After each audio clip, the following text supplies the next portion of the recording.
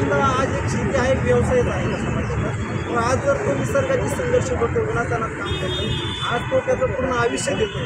परमेश्वरानंतर दुसरं रूप असेल तर शेतकऱ्याचं आहे. तो जगाचा पोशिंदा आहे आणि त्याने आज सगळ्यांना जगवले. आज त्याला जर पेन्शन भेटत असेल तर त्याच्यासारखी आनंदाची गोष्ट नाही. सरकारने याच्यावर विचार करावा तर ज्यांनी आपल्याला जगवले त्या शेतकऱ्याला पेन्शन मिळत असेल तर सरकार कोणतेही सरकार असेल याच्या आम्ही पाठीशी उभे राहू.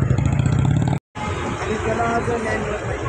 जगाचा पोशिंदा आज या ठिकाणी उन्हातानात या ठिकाणी जिल्हाधिकारी आहे. पिढ्यानपिढ्या त्याचा संघर्ष चाललेला आहे. अनेक नकाशावरचे रस्ते आहेत त्याच्या हद्दीचे आहेत आणि अनेक शासकीय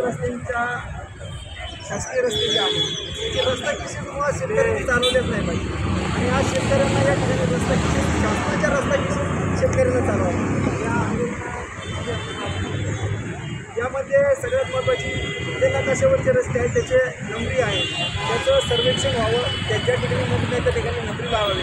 आणि वहिवाटीचे चालू रस्ते आहेत ते अचानक बंद होऊन शेतकऱ्यांमध्ये संघर्ष वाढलेला आहे. वहिवाटीच्या रस्त्यांचे तुम्ही गाव नकाशावर घ्या आणि 1943 वाटपपत्रांतर विभाजनानंतर जे काही तुकडेवादीनंतर जो काही प्रश्न निर्माण झाला आहे शेतकऱ्यांमध्ये तो शेतरस्त्यांचा सुटण्यासाठी महसूल तहसील कार्यालयामध्ये निलंबित रस्ता केसेस आहेत त्या तातडीने रस्ता केसेस निकाली काढाव्यात. या संदर्भामध्ये आम्ही राज्य सरकार मागच्या सरकारने पत्र करता या सरकारने पत्र केलेलं आहे. परंतु कुठल्याही सरकारने याची दखल घेतली नाही. जाहिरातबाजी चांगली चालली परंतु शेतकऱ्याला दर्जेदार रस्ता मिळत नाही.